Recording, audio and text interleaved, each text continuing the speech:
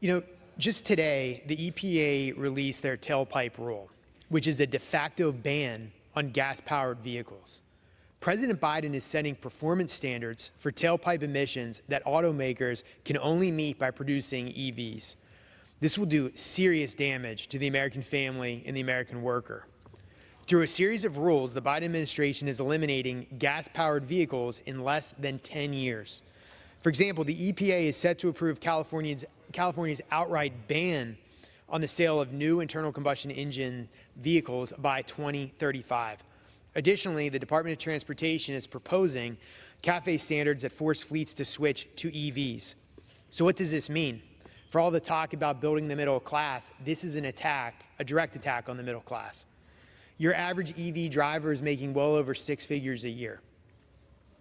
Middle-class Americans will struggle to be able to purchase a family car that can't travel long distances, has limited access to reliable fuel sources, and has components that are predominantly sourced from China.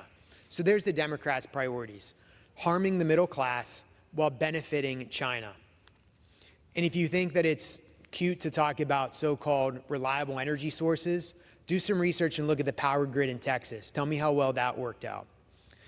But under President Donald Trump's leadership, as opposed to Joe Biden's extreme far-left leadership and agenda, under President Trump's leadership, our nation actually became energy independent. This was thanks to the pro-growth, pro-job, pro-American energy policies that facilitated an energy renaissance and lowered energy costs for hardworking American families. Just in my home state of Pennsylvania, we are second in the nation for natural gas production. The industry supports hundreds of thousands of jobs in the Commonwealth, including roughly 130,000 union jobs that the Democrats falsely claim to care about. Our Commonwealth is such an abundance of natural resources that we lead the nation in electricity exports to other states. Last year, Pennsylvania's impact fee revenue reached an historic level at $278.9 million, which helps to alleviate tax burdens on our local communities. So when the Biden administration bends the knee to the climate change mob by stopping new LNG export approvals, by taxing natural gas production, by proposing bans on fracking, and placing a de facto ban on gas-powered vehicles, well, what are they doing?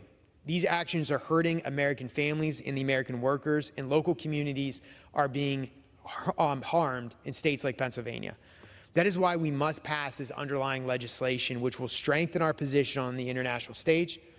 And when the final votes are tallied this week, you are going to see on display the stark difference between Democrats and Republicans.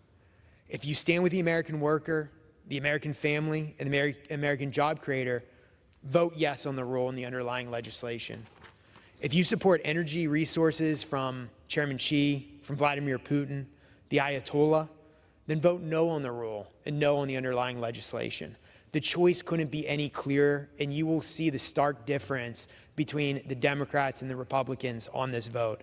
I urge my colleagues to vote yes on the previous question and yes on the rule. I yield back the balance of my time, and I move the previous question on the resolution.